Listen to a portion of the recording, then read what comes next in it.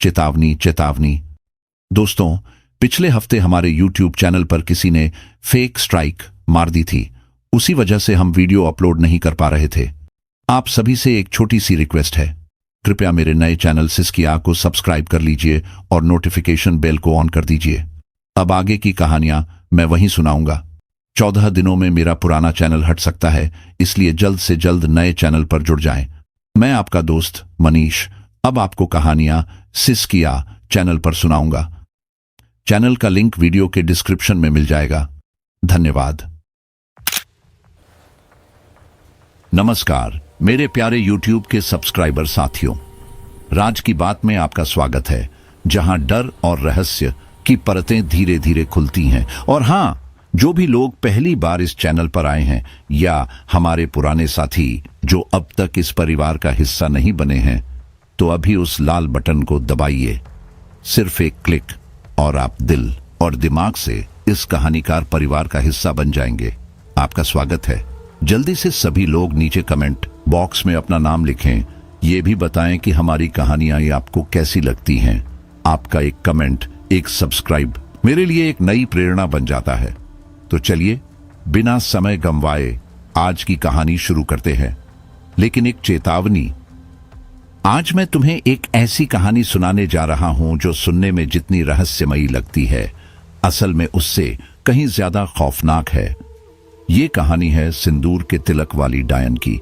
एक ऐसी आत्मा जो सिर्फ शादीशुदा मर्दों की जान लेती है और पीछे छोड़ जाती है एक मुस्कुराता चेहरा और माथे पर लाल सिंदूर की सीधी लकीर। अब सोचो जरा, अगर तुम रात के किसी सुनसान घंटे में गहरी नींद में हो और अचानक बाहर से किसी औरत के चंपक के इत्र जैसी खुशबू तुम्हारे कमरे तक पहुंच जाए, इतनी तेज कि तुम्हारी नींद खुल जाए, तो तुम्हारा दिल कैसी हलचल महसूस करेगा।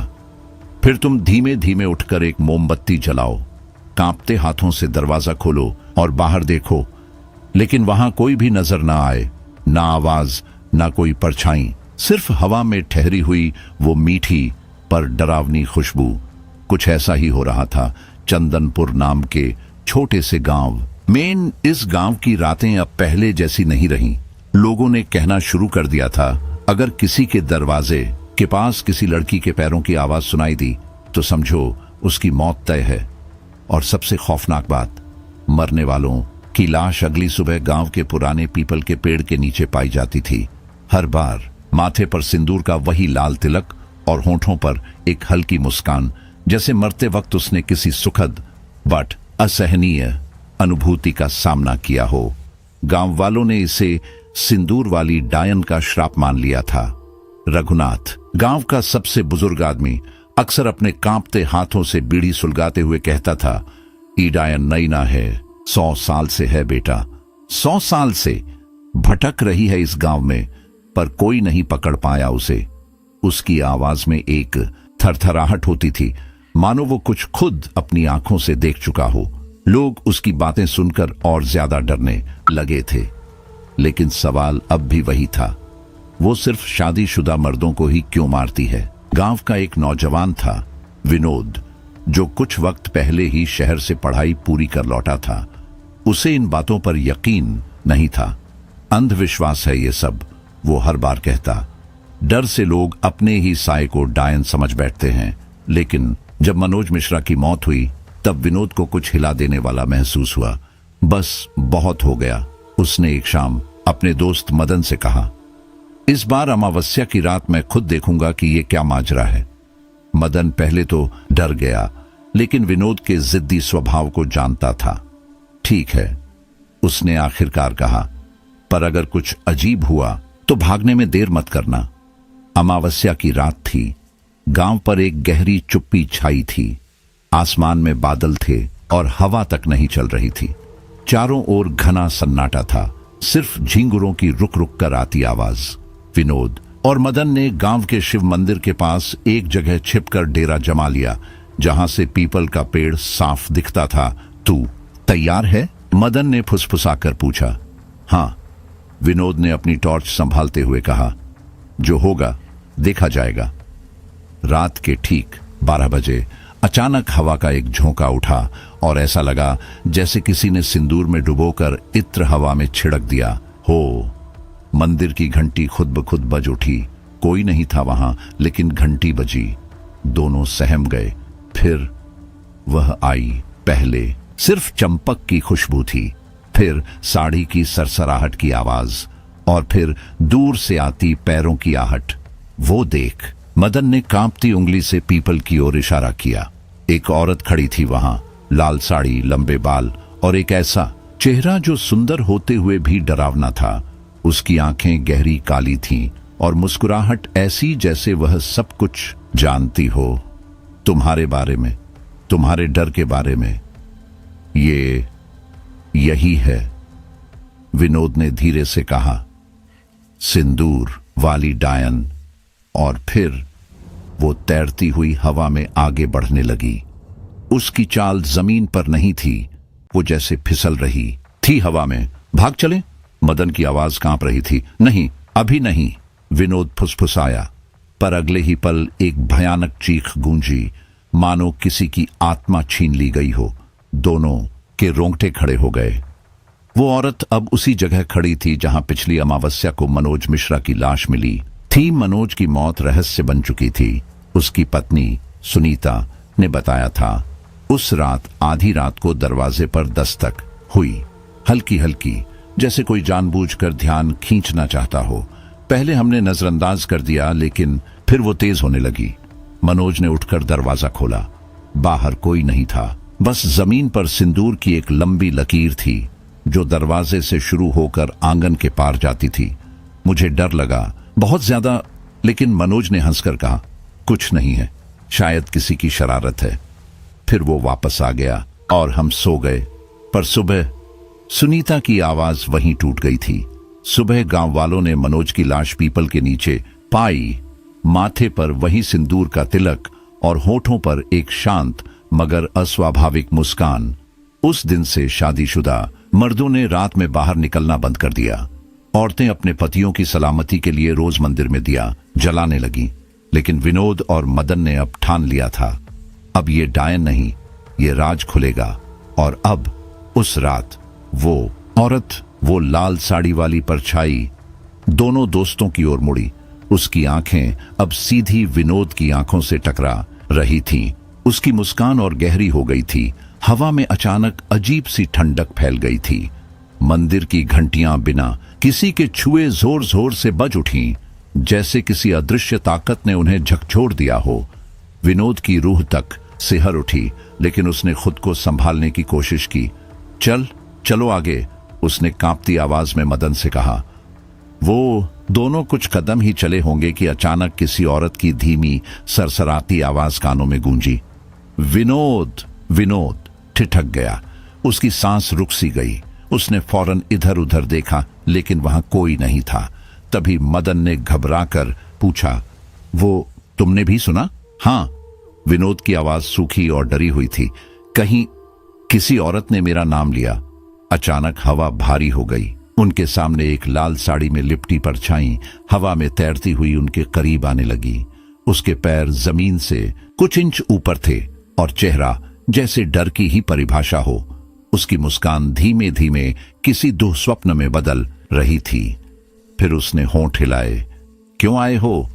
क्या तुम्हें भी सिंदूर चाहिए?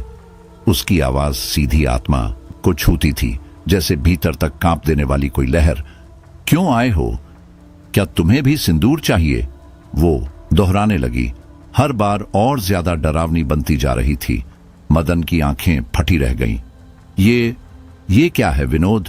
विनोद का गला सूख गया। वो कांपती आवाज में बोला, तुम कौन हो? औरत की मुस्कान अब हड्डियां चीर देने वाली थी, लेकिन उसकी आवाज चारों दिशाओं से आई।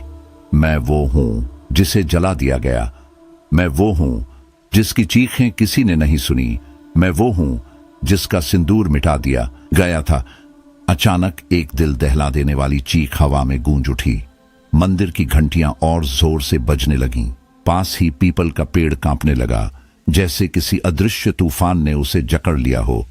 धुंध के बीच से एक चेहरा उभरा, आधा जला हुआ, विकृत और आंखें जलती हुई। रत्नावती! विनोद ने धीमे से कहा। रत्नावती गांव की सबसे सुंदर लड़की, जिसकी आंखों में कभी सपने थे लेकिन किस्मत में दर्द ही लिखा था। 1 सदी पहले उसकी शादी जबरदस्ती रघुवीर सिंह नाम के निर्दयी आदमी से करवा दी गई थी। रघुवीर एक शराबी, हिंसक और वहशी इंसान था। रत्नावती ने बहुत रो रो कर अपने माता पिता से मिन्नतें की थी, मैं उससे शादी नहीं करना चाहती, प्लीज, लेकिन किसी ने उसकी फरियाद नहीं सुनी। शादी की पहली ही रात रघुवीर नशे में धुत आया और रत्नावती को बेरहमी से पीटा। वो हर रोज एक नया नर्क जी रही थी। कुछ ही समय में ससुराल वालों को शक हुआ कि उसका किसी और से रिश्ता है। बिना किसी सबूत के गांव के बीचों बीच लोगों के सामने उस पर मिट्टी का तेल डाला गया और आग लगा दी गई। उसकी चीखें उस दिन पूरे गांव में गूंज रही थीं, लेकिन किसी ने नहीं रोका। मरने से पहले उसने खून से लथपथ होठों से शाप दिया था, हर वो आदमी जिसने मेरी तकलीफ को अनदेखा किया है, उसकी जिंदगी मैं खत्म कर दूंगी। उसकी आत्मा उसी दिन से गांव से बंध गई थी। अब वर्तमान में रत्नावती का साया एकदम साफ दिखने लगा था। उसकी जलती आंखें, आधा जला चेहरा और उसकी फुसफुसाती आवाज हवा में गूंज रही थी, लेकिन शब्द समझ नहीं आ रहे थे। हवा में अब सिंदूर की तीखी गंध तैरने लगी थी। विनोद ने घबराकर पीछे हटना चाहा, मगर जैसे पैर जमीन में जड़ हो गए हों। मदन, उसने हकलाते हुए कहा, हमें यहां से निकलना होगा। मदन की आवाज थरथरा रही थी, हम कहीं नहीं बच सकते, वो बहुत पास आ गई है। उसी पल रत्नावती ने जोर से चिल्लाया, रुको! मंदिर की घंटियां और तेज हो गईं, जैसे हर ध्वनि अब एक चेतावनी बन चुकी थी। हवा एक पल को रुक गई और विनोद की आंखों के सामने अंधेरा छा गया, सन्नाटा छा गया। मदन ने हड़बड़ाकर विनोद को हिलाया, विनोद, होश में आ। विनोद की आंखें धीरे धीरे खुली। उसकी सांसें तेज चल रही थीं, लेकिन जैसे ही उसकी नजर सामने पड़ी, उसका चेहरा सफेद पड़ गया। रत्नावती अब और भी भयावह लग रही थी। उसका आधा चेहरा राख से भरा था, आंखों के नीचे गहरी काली परछाइयां थीं और होठों पर एक थरथराती मुस्कान। तभी दूर से किसी के कदमों की आवाज आई। पीपल के पेड़ के पास गांव का पुराना कुआं। गांव में हमेशा कहा जाता था कि रात में कोई उस कुएं के पास नहीं जाता। वहां अक्सर एक औरत की परछाई देखी जाती थी। मदन ने आंखों के इशारे से विनोद को कुएं की तरफ देखने को कहा और वे दोनों वहीं जम गए। कुएं के किनारे एक औरत खड़ी थी, लाल जोड़ा पहने हुए, लेकिन उसका चेहरा पूरी तरह जला हुआ था। उसकी आंखों में गहराई नहीं, सिर्फ अंधेरा था। फिर एक धीमी, दरार भरी आवाज गूंजी, मेरी शादी की रात अधूरी रह गई थी, अब मैं उसे पूरी करूंगी। विनोद और मदन की रीढ़ तक ठंड उतर गई। हमें यहां से निकलना होगा। मदन की आवाज टूट रही थी, लेकिन तभी वो परछाई हवा में तैरने लगी और बोल पड़ी, अब तुम दोनों मेरी बारात का हिस्सा बनोगे। कुएं से काला धुआं उठने लगा। वो चारों तरफ फैलता जा रहा था, जैसे उन्हें लपेटने आ रहा हो। विनोद और मदन ने एक दूसरे की आंखों में देखा, भय, पछतावा और उम्मीद की आखिरी झलक। लेकिन तभी मंदिर की घंटियों की आवाज एक बार फिर गूंज उठी। रत्नावती और कुएं के पास खड़ी परछाई चीखने लगी। उनका गुस्सा जैसे आसमान तक पहुंच गया हो। विनोद को अचानक कुछ याद आया। मदन, हमें शिव मंदिर भागना होगा, वो चिल्लाया। मदन कुछ कहता, उससे पहले ही विनोद ने उसका हाथ पकड़ लिया और दोनों जान बचाने के लिए मंदिर की तरफ दौड़ पड़े। पीछे से हवाओं ने एक तेज झोंका मारा। हवा जैसे बोल रही हो, तुम बच नहीं सकते, मेरी बारात अधूरी है। विनोद के कानों में यह आवाज सीधे घुसी। उसने पीछे मुड़कर देखा। रत्नावती अब हवा में तैर रही थी। उसकी लाल साड़ी राख में बदलती जा रही थी। उसका चेहरा और भी ज्यादा विकृत हो गया था। मदन हांफते हुए बोला, अगर हम मंदिर तक नहीं पहुंचे तो जिंदा नहीं बचेंगे। आखिरकार दोनों मंदिर की सीढ़ियों तक पहुंच गए, लेकिन क्या वे वाकई बच पाएंगे? क्या रत्नावती का शाप कभी टूट सकेगा, या फिर अगला शिकार अब कोई और होगा?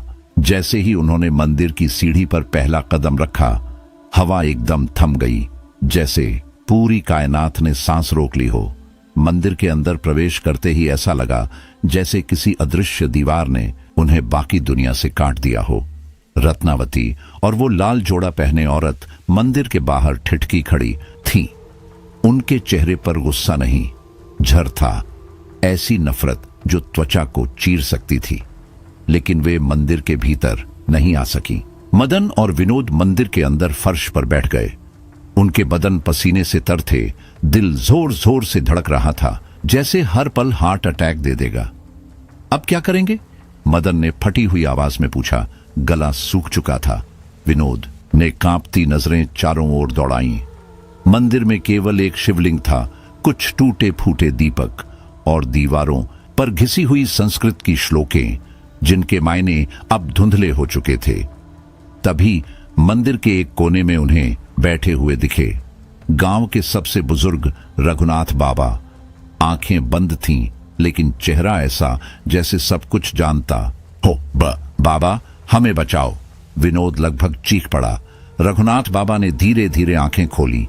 उनकी आंखों में भय था, गहरा, अनकहा भय। तुम दोनों ने बहुत बड़ी गलती कर दी है। बाबा की आवाज कांप रही थी। उसे देख लिया, अब वो तुम्हें जिंदा नहीं छोड़ेगी। कौन? मदन ने घबराकर पूछा। बाबा ने सिर हिलाया।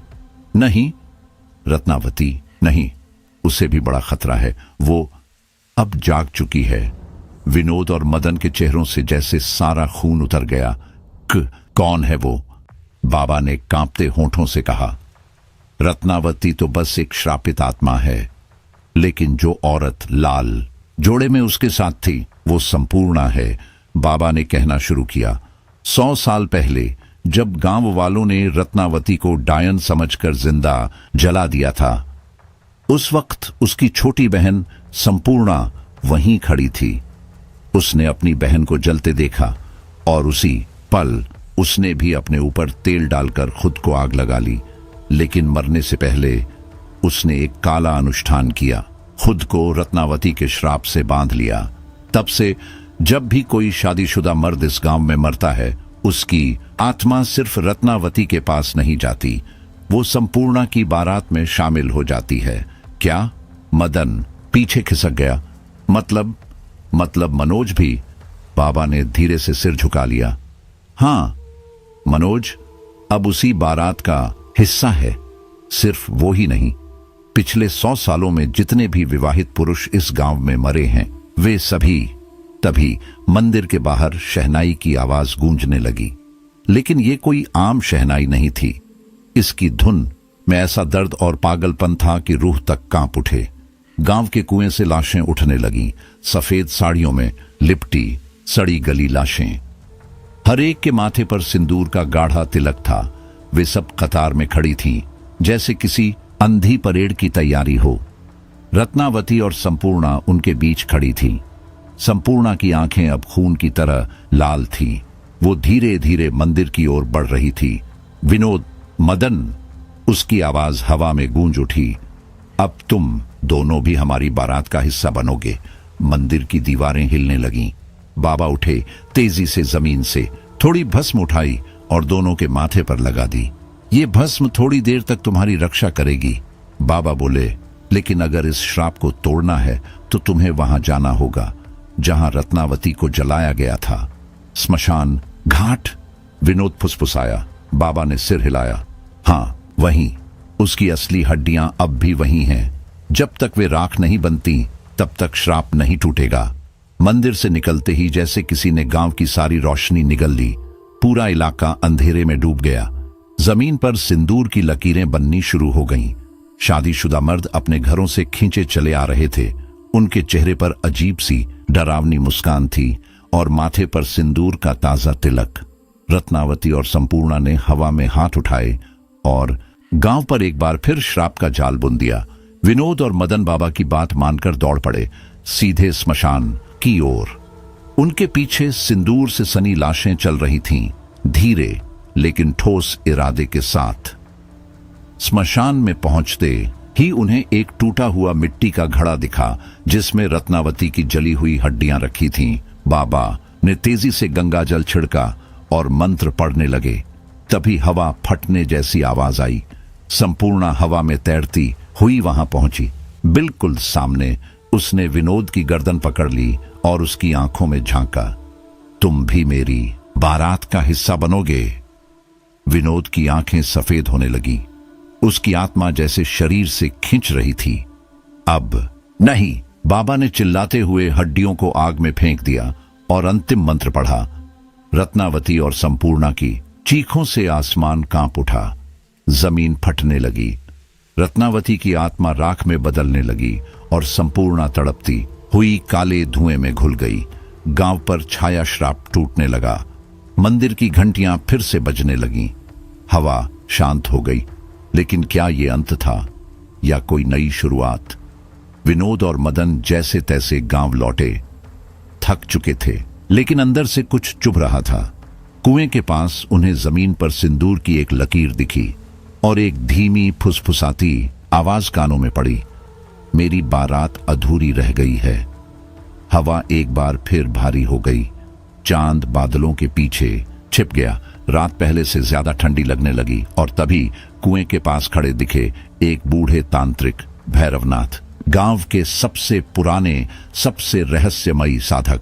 उनकी आंखों में अजीब सा अंधकार था और एक ऐसा ज्ञान जो किसी आम इंसान के बस का नहीं था। तुम दोनों ने बहुत बड़ी भूल की है, उन्होंने गहरी आवाज में कहा। विनोद ने कांपते हुए पूछा, बाबा, हमने तो रत्नावती की हड्डियां जला दी, अब तो सब खत्म हो गया है ना? भैरवनाथ ने धीरे से सिर हिलाया। नहीं, रत्नावती की आत्मा अब भी मुक्त नहीं हुई है। तुमने सिर्फ उसके गुस्से को और बढ़ा दिया है। मदन का दम घुटने लगा। मतलब अब भी खतरा बाकी है। भैरवनाथ ने जमीन से थोड़ी राख उठाई और उसे हवा में उड़ा दिया। जैसे ही राख हवा में फैली, कुछ बहुत बुरा अभी बाकी था। कुएं से एक डरावनी कर्कश चीख गूंजी। वो आवाज इतनी भयानक थी कि गांव के सभी शादीशुदा मर्दों की आंखें पल भर में सफेद हो गईं, जैसे उनकी आत्मा किसी ने खींच ली हो। बिना कुछ बोले, बिना किसी चेतना के, वे सब रत्नावती की ओर बढ़ने लगे। एक जिंदा लाशों का मूक जुलूस।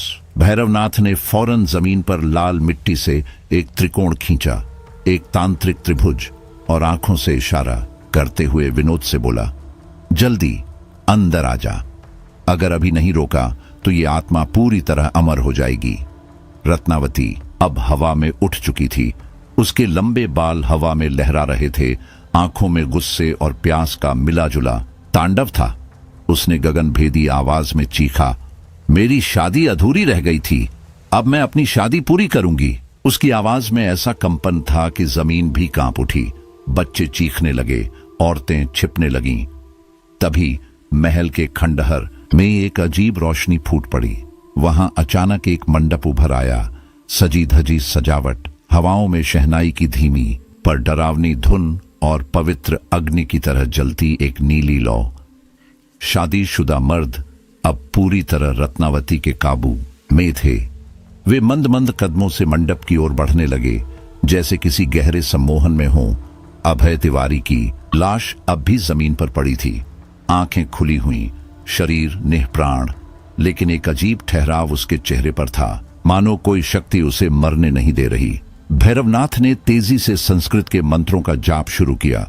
उसने मुट्ठी भर राख हवा में उड़ाई, लेकिन तभी रत्नावती फिर चीखी, इतनी जोर से कि जमीन हिल उठी। महल की दीवारों से काले सड़े हुए हाथ बाहर आने लगे। वे मर्दों को जकड़ने की कोशिश कर रहे थे। मदन ने हड़बड़ाकर देखा, उसकी अपनी परछाई जमीन से उठकर हवा में तैर रही थी। बाबा, ये क्या हो रहा है?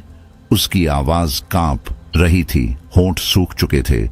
भैरवनाथ ने चिल्लाया, ये मृत आत्माओं की फौज है। रत्नावती इतनी शक्तिशाली हो गई है कि अब दूसरों की आत्माओं को भी गुलाम बना रही है। चारों तरफ खून की धाराएं बहने लगीं। पेड़ों से उलटे लटके चमगादड़ झुंड के झुंड निकलने लगे और हवा में अजीब सी सरसराहट भर गई, जैसे कोई देख रहा हो हर दिशा से। और फिर वो भयावह दृश्य हुआ। रत्नावती ने हाथ उठाया। अभय तिवारी की लाश हिलने लगी। वो मर चुका था, लेकिन अब उसकी लाश पिशाच में बदल रही थी। भैरवनाथ कांपते हुए फुसफुसाया, अब यह पिशाच बन गया है। अभय की लाश हवा में उठी। उसकी आंखों से खून बह रहा था। चेहरे पर एक अजीब डरावनी मुस्कान थी, जैसे वह इस नए जीवन से संतुष्ट हो। उसकी गर्दन टेढ़ी हो चुकी थी, हड्डियों के टूटने की आवाज गूंज रही थी। अब ये गांव मेरा होगा, रत्नावती ने चीखा, लेकिन तभी मंदिर की घंटियां खुद ब खुद तेजी से बजने लगीं। वातावरण में एक अजीब गर्म सी ऊर्जा भरने लगी। भैरवनाथ ने तुरंत तांत्रिक यंत्र निकाला और जमीन पर रख दिया। अब यही आखिरी मौका है, उसने गहरी सांस ली। अगर अभी नहीं रोका तो ये आत्मा कभी नहीं रुकेगी। गांव के कुछ लोग डर के मारे पीछे हट गए, लेकिन मदन और विनोद अब भी डटे थे। हमें करना क्या होगा? विनोद ने हिम्मत जुटाकर पूछा। भैरवनाथ ने पास पड़ी एक जलती लकड़ी उठाई। हमें इसे उसी जगह जलाना होगा जहां इसकी हत्या हुई थी। जैसे ही वे आगे बढ़े, रत्नावती की आंखों से काले आंसू गिरने लगे। वो आग के गोले में तब्दील हो गई। तुम लोग मुझे नहीं रोक सकते, उसने गूंजती हुई आवाज में कहा। अचानक पूरा महल कांपने लगा। दीवारों से पत्थर टूटकर गिरने लगे। एक जोरदार धमाके के साथ मदन, विनोद और भैरवनाथ जमीन पर गिर पड़े। चारों ओर धूल और राख उड़ रही थी। जब धूल छंटी, उन्होंने देखा रत्नावती महल के सबसे ऊंचे हिस्से पर खड़ी थी। उसका चेहरा और भी विकृत हो चुका था, आंखें स्याह। अब ये जगह सिर्फ मेरी है। भैरवनाथ ने जोर से मंत्र पढ़ा और जलती मशाल उसकी तरफ फेंकी, लेकिन रत्नावती ने हंसते हुए हाथ घुमाया और आग हवा में ही गायब हो गई। मंदिर की घंटियां और जोर से बजने लगी। अचानक महल की दीवारों से सफेद रोशनी निकलने लगी, तेज और चुभती हुई। भैरवनाथ ने राख उठाई और गरजती आवाज में बोला, अब तेरा अंत होगा रत्नावती। उसने राख को हवा में उछाल दिया। उसी पल चारों ओर बिजली कड़कने लगी।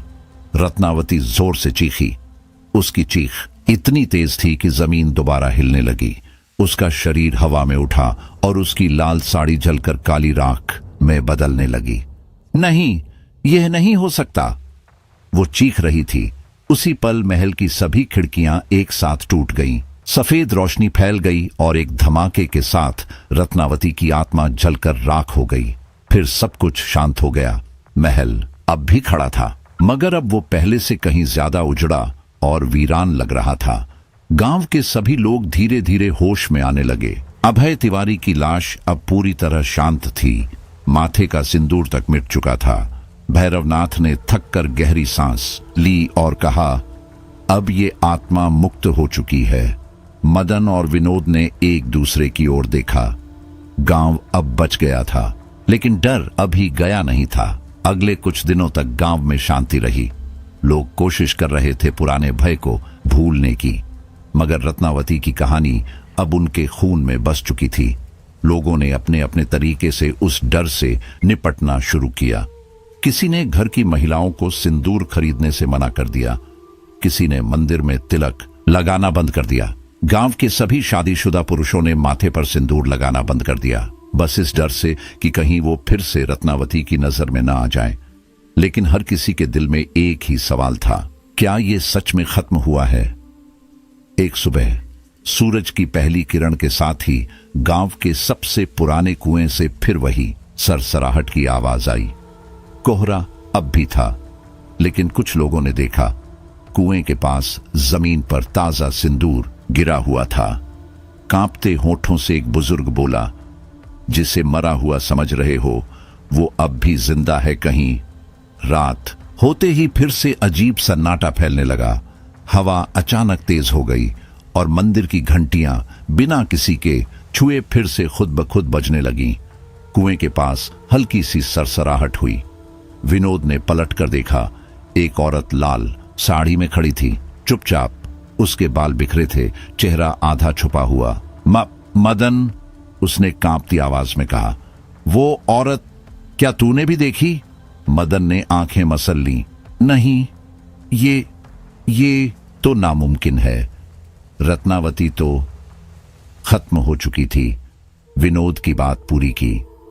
दोनों का दिल जोर जोर से धड़क रहा था। कहीं ये कोई और हो। पर अगर रत्नावती को उसी जगह अग्नि संस्कार नहीं मिला जहां उसकी हत्या हुई थी तो यह गांव सच में नरक बन सकता है। गांव में डर फैला था, हर आंख डरी हुई थी, हर होंठ चुप। बाबा, अब क्या करें? विनोद की आवाज कांप रही थी। भैरवनाथ बाबा ने गहरी सांस ली। उनकी आंखों में कुछ सोचने वाली गंभीरता थी। हमें उसके श्राप की जड़ तक जाना होगा, उन्होंने धीरे से कहा। कुछ बुजुर्गों से पूछताछ के बाद सच सामने आया।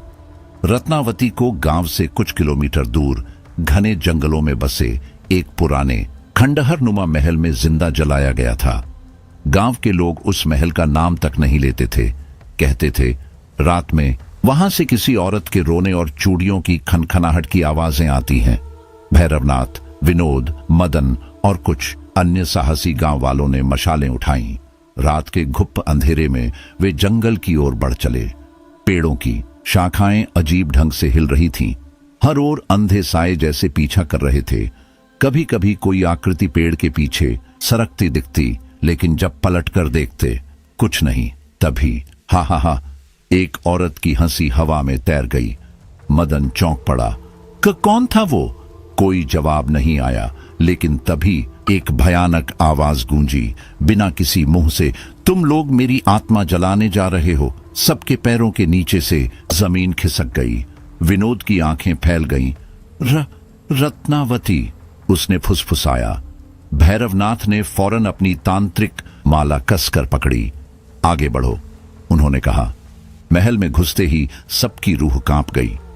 टूटी दीवारें, जले हुए काले निशान और एक सर्द सन्नाटा जो हड्डियों तक उतर रहा था।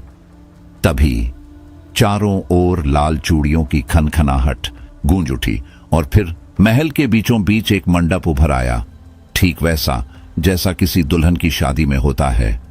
वो खड़ी थी, रत्नावती, लाल जोड़े में, आंखें अब भी जली हुई, लेकिन होठों पर अजीब मुस्कान थी। मेरी शादी की रात अधूरी रह गई थी, उसकी आवाज धीरे से गूंजी। अब तुम सब इसे पूरा करोगे।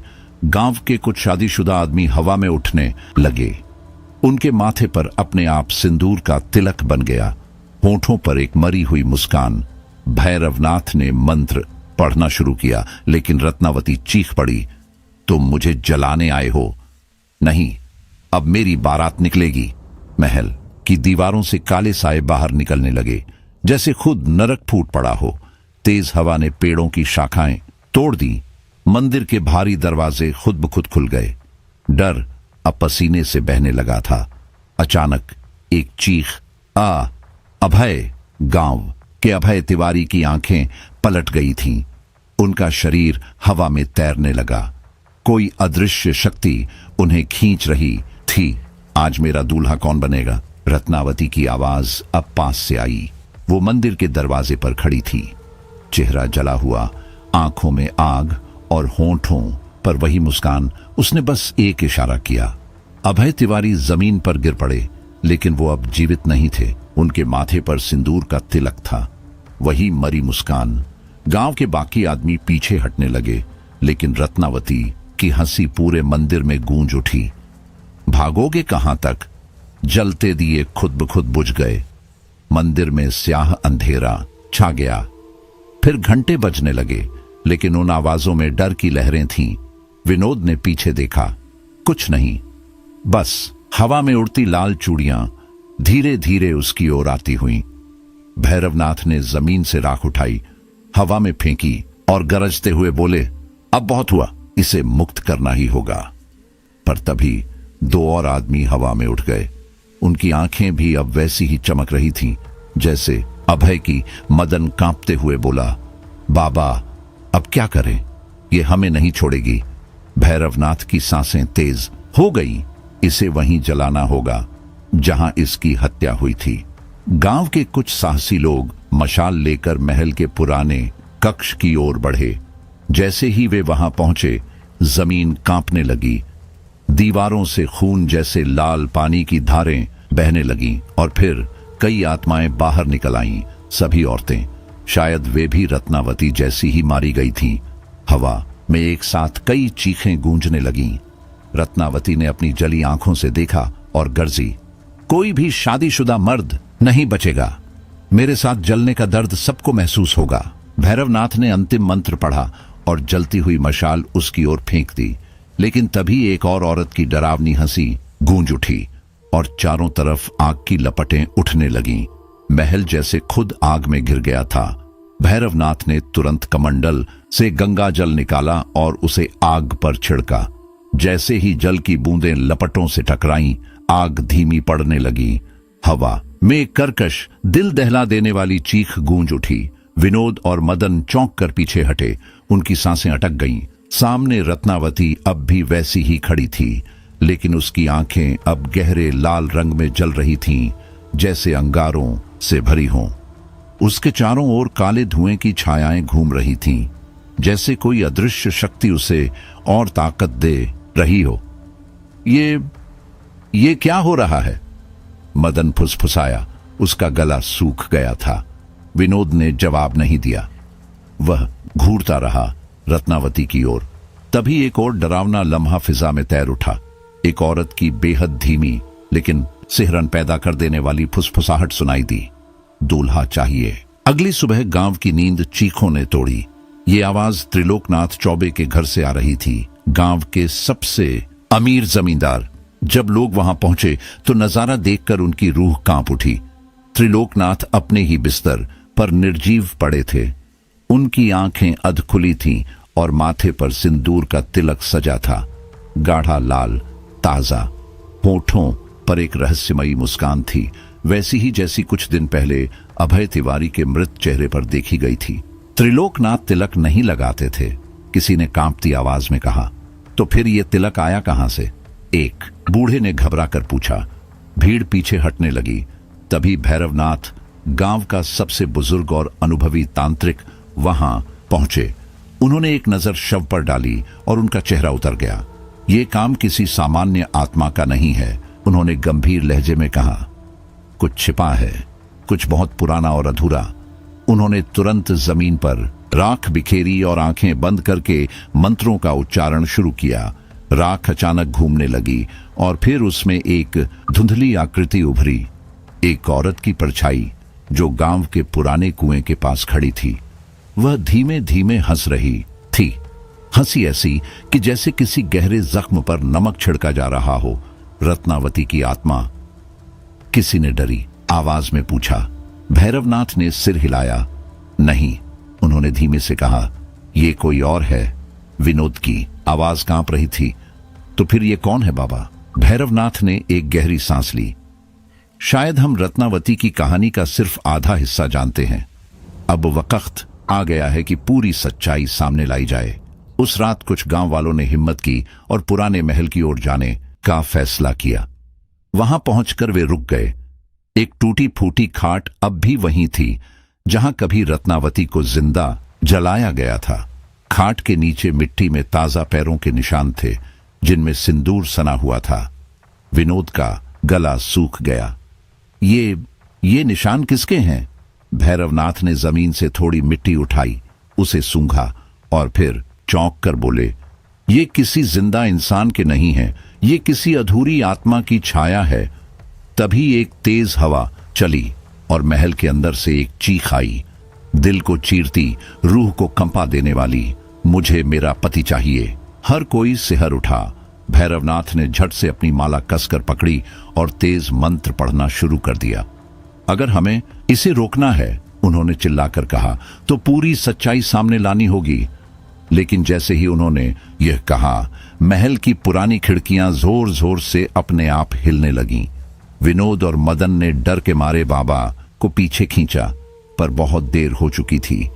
हवा में एक अजीब सी लाल रोशनी फैल गई और किसी ने धीरे धीरे फुसफुसाया, तिलक मिटाया गया, उसे मैं वापस दूंगी।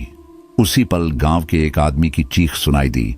वह हवा में उठता गया, उसके पैर जमीन से ऊपर और आवाज कांपती हुई, बचाओ। कोई कुछ न कर सका। गांव एक बार फिर किसी अज्ञात रहस्य में उलझ गया था। अगर रत्नावती की आत्मा मुक्त हो चुकी थी तो यह सब कौन कर रहा था?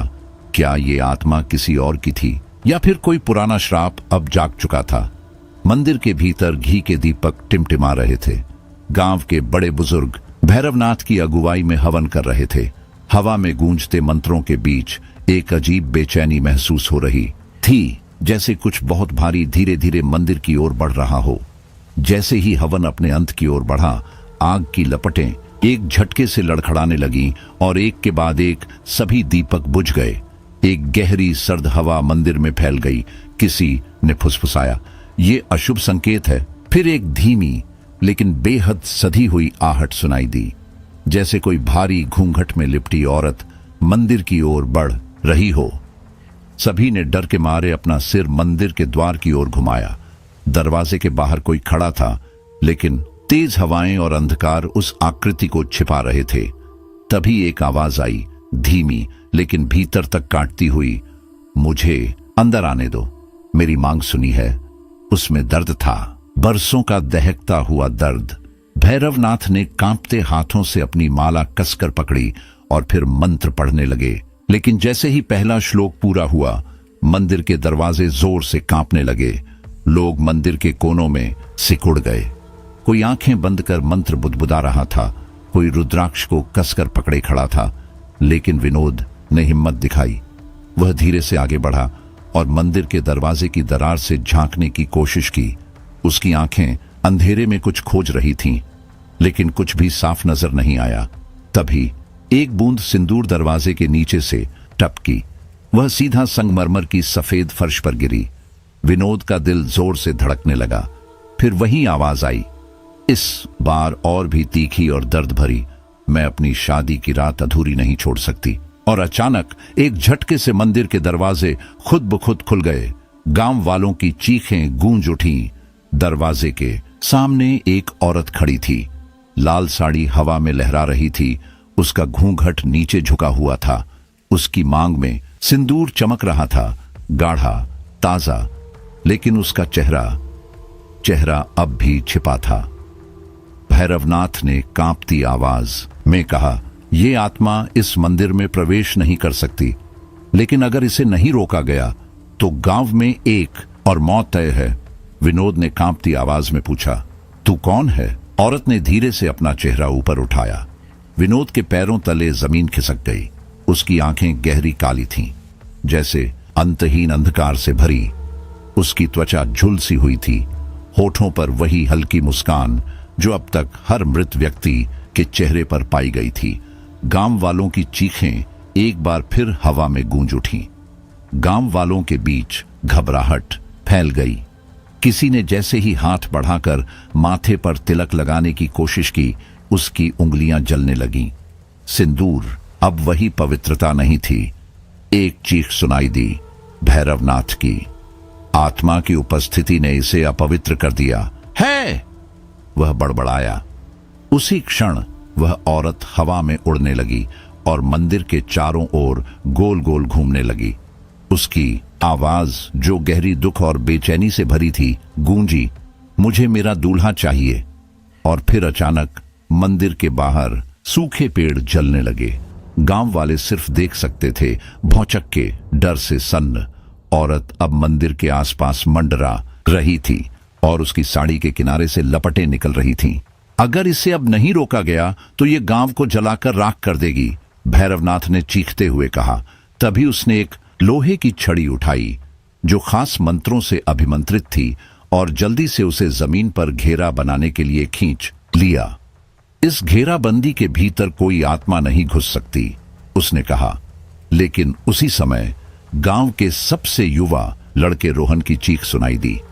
वह कांपते हुए देख रहा था कि आत्मा धीरे धीरे उसकी ओर बढ़ रही थी। नहीं, मुझे मत ले जाओ, रोहन ने रोते हुए अपने माता पिता को देखा, लेकिन वे असहाय थे। आत्मा ने धीरे से अपना हाथ बढ़ाया और रोहन की आंखें सफेद हो गईं। अब यह मेरा है, आत्मा ने फुसफुसाया और फिर वह हवा में विलीन हो गई। लेकिन रोहन का शरीर वहीं खड़ा था, बिल्कुल जड़ की तरह, जैसे कोई मूर्ति हो। गांव वालों की सांसें रुक गईं। क्या अब यह आत्मा रोहन के भीतर घुस गई है? किसी ने डरते हुए पूछा। भैरवनाथ ने तुरंत उसे घेराबंदी के अंदर खींच लिया, लेकिन तब तक बहुत देर हो चुकी थी। रोहन की आंखें अब लाल हो चुकी थीं और उसके होंठों पर वही हल्की मुस्कान थी जो अक्सर मरे हुए लोगों के चेहरे पर होती है। अब सवाल यह है कि क्या यह श्राप कभी टूटेगा? भैरवनाथ ने अपनी माला कसकर पकड़ते हुए आखिरी मंत्र पढ़ना शुरू किया। हवा में एक अजीब सी गूंज उठी और मंदिर के अंदर सभी लोग कांपने लगे। आत्मा जो अब दर्द से तड़प रही थी, उसकी चीखें हवा को चीरने लगीं। उसकी लाल साड़ी जलने लगी और उसका चेहरा काले धुएं में बदलने लगा। नहीं, यह नहीं हो सकता, आत्मा चीखी। लेकिन भैरवनाथ के मंत्रों का प्रभाव बढ़ चुका था। मंदिर के चारों ओर आग की लपटें उठने लगीं और आत्मा धीरे धीरे हवा में घुलने लगी। डायन की तड़पने की आवाज इतनी डरावनी थी कि गांव के लोग अपने कानों पर हाथ रखकर जमीन पर बैठ गए। भैरवनाथ के चारों ओर ऊर्जा का तेज घेरा बन चुका था और उनकी आंखें चमक रही थीं। उन्होंने अपनी छड़ी जोर से जमीन पर मारी और उसी क्षण आत्मा काले धुएं के भंवर में बदलने लगी। उसकी आवाज कांप रही थी, लेकिन गुस्से और दर्द से भरी हुई थी। मैं लौटूंगी, मेरी मांग में सिंदूर भरेगा। उसकी चेतावनी हवा में गूंज उठी और अगले ही पल वह पूरी तरह से विलीन हो गई। मंदिर में अचानक गहरी शांति छा गई। गांव वाले कांपते हुए इधर उधर देखने लगे। रोहन, जो कुछ समय पहले डायन के प्रभाव में था, अब जमीन पर गिर पड़ा। उसकी आंखें वापस सामान्य हो गईं, लेकिन शरीर में कोई हलचल नहीं थी। क्या वह मर गया? किसी ने घबराते हुए पूछा। भैरवनाथ ने धीरे से उसके माथे पर जल से भरा हाथ रखा और रोहन ने झटके से एक गहरी सांस ली। वह जिंदा है। भैरवनाथ ने राहत की सांस ली। गांव वाले चुपचाप राहत की सांस लेते हुए बाहर निकले, लेकिन उनका डर खत्म नहीं हुआ था। गांव के चारों ओर फैली राख और मंदिर के बाहर जल चुके पत्ते सब गवाही दे रहे थे कि जो कुछ भी हुआ था वह सिर्फ सपना नहीं था। यह आत्मा गई जरूर है, भैरवनाथ ने गहरी आवाज में कहा, लेकिन इसका श्राप अभी भी इस गांव पर मंडरा रहा है। गांव के मुखिया ने धीरे से पूछा, अब हमें क्या करना होगा? भैरवनाथ ने अपनी आंखें बंद की और कुछ देर ध्यान लगाया, फिर बोले, अब कोई भी शादीशुदा आदमी सिंदूर अपने घर में नहीं रखेगा। यह पवित्र चीज अब इस गांव के लिए खतरा बन चुकी है। गांव वालों ने डर के मारे सिंदूर को नदी में बहा दिया और औरतों की मांग सुन ली गई, यह जानते हुए कि उनके पतियों की जान बचाने के लिए यह कदम उठाना जरूरी था। क्या अब सब कुछ ठीक हो जाएगा?